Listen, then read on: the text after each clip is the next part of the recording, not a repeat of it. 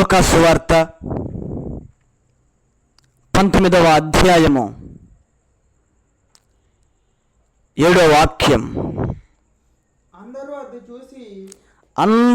అది చూసి ఈయన పాపి అయిన మనుషుని యొద్ద బస చేయ వెళ్ళెనని ఈయన పాపి అయిన మనుషుని యొద్ద బస చేయ వెళ్ళినని చాలా సనుగుకొనిరి. చాలు. అక్కడ రాయబడిన మాట ఏమిటి అని అంటే, అందరూ అది చూసి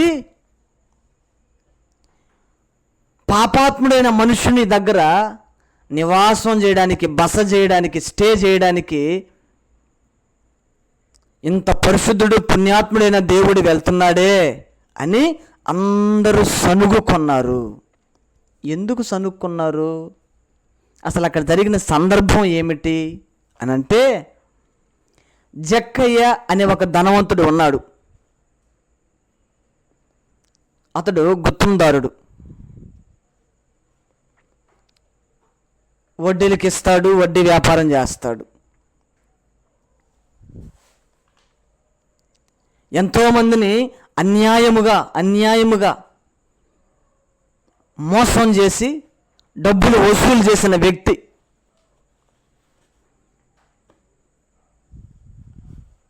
అటువంటి మనిషి జక్కయ్య.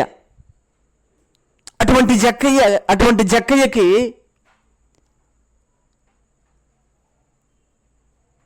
చెవిన ఒక మాట వినబడింది. యేసు ప్రభు గొప్ప దేవుడు, చచ్చిపోయిన వాళ్ళని లేపుతున్నాడు, ఆయన పుణ్యాత్ముడు, ఆయన పరిశుద్ధాత్మ దేవుడు, కన్యక మరియ గర్భాన ధరించిన వ్యక్తి, ఆయన సర్వోన్నతులైన దేవుడు, ఆయన ఎన్నో అద్భుతాలు చేస్తున్నాడు, దయ్యాల్ని వెళ్ళగొడుతున్నాడు అని వాళ్ళు వీళ్ళు చెప్పుకుంటే విన్నాడు. విని జక్కయ్య మనసులో అనుకున్నాడు, ఎవరు యేసయ్య అంటున్నాడు, నజరేయుడైన యేసుక్రీస్తు అంటున్నాడు. అసలు ఎవరు ఆయన? ఎలా ఉంటాడు? నాకులాగానే మనిషిలాగా ఉంటాడా? లేకపోతే ఇంకో వేరే ఆకారం ఉంటుందా? ఎలా ఉంటాడు ఆయన? అసలు ఎవరు ఆయన అని ఆయన్ను చూడాలి అని తన మనస్సులో అనుకొని యేసు ప్రభు ఏ మార్గాన వెళ్తున్నాడో ఆ మార్గానికి వచ్చేసాడు. ఆ మార్గానికి వస్తే ఆ మార్గంలో యేసు ప్రభు ఏ మార్గాన వెళ్తాడో ఆ మార్గం నిండా జనాలు కిటకిటలాడిపోతున్నారు. ఇసుకేస్తే రాళ్ళంత జనాలు గొట్లు తీరిపోయారు. కుప్పలుగా ఉన్నారు. జక్కయ్యేమో పొట్టోడు. అంతమంది గుంపు జనాంగంలో యేసు ప్రభుని చూడలేకపోతున్నాడు. వెంటనే ఒక మేడు చెట్టు ఎక్కి యేసు ప్రభు ఎవరో చూడాలని ఆశతో చెట్టు ఎక్కాడండి. కనిపెడతా ఉన్నాడు, యేసు ప్రభు వస్తున్నాడా రావట్లేదా కనిపెడతా ఉన్నాడు. యేసు ప్రభు రానే వచ్చాడు. ఆ మార్గాన కరెక్ట్గా మేడు చెట్టు దగ్గరికి వచ్చి, జక్కయ్య నీవు త్వరగా దిగుము, నేడు నేను నీ ఇంట బస చెయ్యాలి అని చెప్పాడు దేవుడు. వెంటనే జక్కయ్యకి ఆనందం వచ్చేసింది. ఈయనెవరు? నేను ఇప్పుడు దాకా చెవులతోనే విన్నాను. దేవుడు గొప్పోడు, నజరేయుడైన యేసు ప్రభు గొప్ప మనిషి, ఆయన దేవుడు, దైవాత్మ కలిగిన వ్యక్తి, దేవుడు అన్నట్టు యోగ్యుడు, పూజార్హుడు, కీర్తనీయుడు అని నేను ఇప్పటివరకు చెవులారా విన్నాను. కానీ ఇప్పుడు నన్ను నా పేరుతో సహా పిలిచి నా ఇంటిలో బస చేయాలంటున్నాడే, నిజముగా ఈయన దేవుడే అని చెట్టు దిగి ఆయన్ని సంతోషంగా చేర్చుకున్నాడండి. చేర్చుకుంటే అక్కడికి వచ్చారు కదా కొట్లు జనాలు, కుప్పలుగా ఉన్న జనాలు. వారందరూ అంటున్నారు,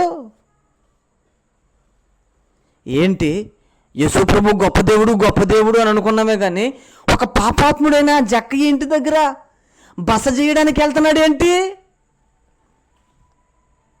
ఒక పాపాత్ముడైన జక్కయ్య ఇంటి దగ్గర నివాసం చేయడానికి వెళ్తున్నాడంటే వాడు పాపాత్ముడు కదా. జక్కయ్య అనే మనిషి అన్యాయస్తుడు కదా, దుర్మార్గుడు, ఎంతోమంది ప్రాణాలను పట్టున పెట్టుకున్న వ్యక్తి. అలాంటి వ్యక్తి దగ్గర యేసు ప్రభు నిజమైన దేవుడు, పరిశుద్ధాత్మతో నింపబడిన వ్యక్తి, అంత గొప్ప దేవుడు అతని ఇంటి దగ్గర నివాసం చేయడానికి వెళ్తున్నాడు ఏంటి? ఇదేం బాగాలేదు అని సనుక్కుంటా ఉన్నారు. ఆ మాటలు జక్కయ్య విన్నాడండి. జక్కయ్య విని ఒక మాట అన్నాడండి. చదవండి. జక్కయ్య నిలువబడి 8వ వాక్యం, లూకాసు వార్త 19వ అధ్యాయం 8వ వాక్యం. ఇదిగో ప్రభువా, జక్కయ్య నిలువబడి, ఇదిగో ప్రభువా, నా ఆస్తిలో సగము బేదలకిచ్చుచున్నాను. చాలు. జక్కయ్య వాళ్ళు మాట్లాడుకునే మాటలన్నీ, వాళ్ళు సనుక్కునే సనుగులన్నీ విన్నాడు. విని,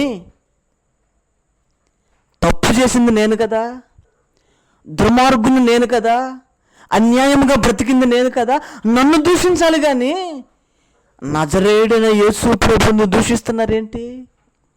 నా మీద సనుక్కోవాలి కానీ నజరేయుడైన యేసు ప్రభు మీద సనుక్కుంటున్నారేంటి అని రోషం తెచ్చుకొని, పౌరుషం తెచ్చుకొని జక్కయ్య నిలవబడి, ఇదిగో ప్రభువా, నా ఆస్తిలో సగభాగము బేదలకు ఇచ్చుచున్నాను.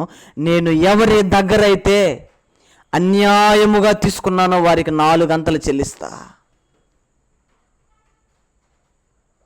జక్కయ్యకు రోషం వచ్చింది, జక్కయ్యకు పౌరుషం వచ్చింది.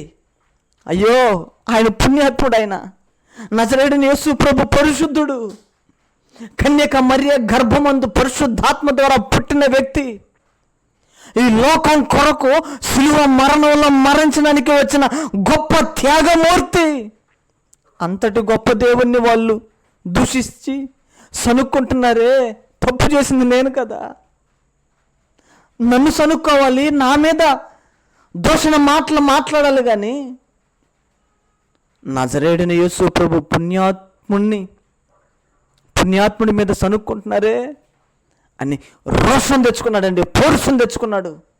పౌరుషం తెచ్చుకొని తన పాప జీవితాన్ని విడిచిపెట్టేశాడు. వెంటనే చెప్తున్నాడు ప్రభుతో, ఇదిగో ప్రభువా, నేను ఎప్పటి వరకు చేసిన పాపాన్ని అంతా విడిచిపెట్టేస్తున్నా. నేను ఇప్పటి వరకు ఎంతమంది దగ్గర అయితే అన్యాయంగా డబ్బులు వసూలు చేశానో వారికి 4 గంటలు నేను చెల్లించేస్తా. ఇక నాకు ఈ పాప బ్రతుకోవద్దు అని తెగించుకొని ఒక తీర్మానం చేసుకున్నాడండి. నీవు క్రైస్తవుడుగా, క్రైస్తవురాలుగా పిలువబడుచున్నావు కదా, నీవు భక్తి చేస్తున్నావు కదా, నీవు సంఘానికి వెళ్తున్నావు కదా, నిన్ను బట్టి దేవుని నామం దూషింపబడుచున్నదా? నిన్ను బట్టి దేవుని నామాన్ని సనుగుకుంటున్నారా, ఘనపరచుస్తున్నారా? ఒకవేళ నిన్ను బట్టి దేవుని నామం దూషింపబడితే, నిన్ను, నీ కుటుంబాన్ని బట్టి, నిన్ను, నీ పిల్లలను బట్టి, నిన్ను, నీ తల్లిదండ్రులను బట్టి దేవుని నామం దూషింపబడితే, దేవుని నామాన్ని సనుగుకుంటే, పౌరుషం తెచ్చుకో జక్కయ్య వలే, రోషం తెచ్చుకో జక్కయ్య వలే. జక్కయ్య రోషం తెచ్చుకొని తను చేసిన పాపాన్నంతా ఒప్పుకొని విడిచిపెట్టేశాడు. ఆ రీతిగా నీవు పౌరుషం తెచ్చుకొని నువ్వు చేసే ప్రతి పాపం, ప్రతి అక్రమం, ప్రతి అన్యాయం, ప్రతి వ్యభిచారం, ప్రతి అబద్ధపు జీవితాన్ని విడిచిపెట్టేయి. అప్పుడు ఏమంటాడు తెలుసా దేవుడు? చదువు 9వ వాక్యం.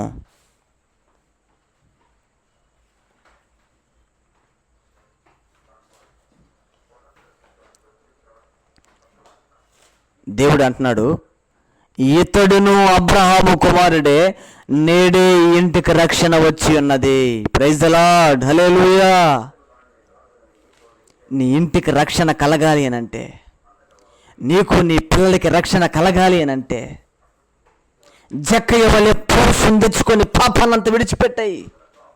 అనవసరమైన విషయాల్లో కాదు పౌరుషం, పనికి మాలిన విషయాల్లో కాదు రోషం. పాపాన్ని విడిచిపెట్టే విషయంలో ఉండాలి రోషం, పౌరుషం. అది భక్తి.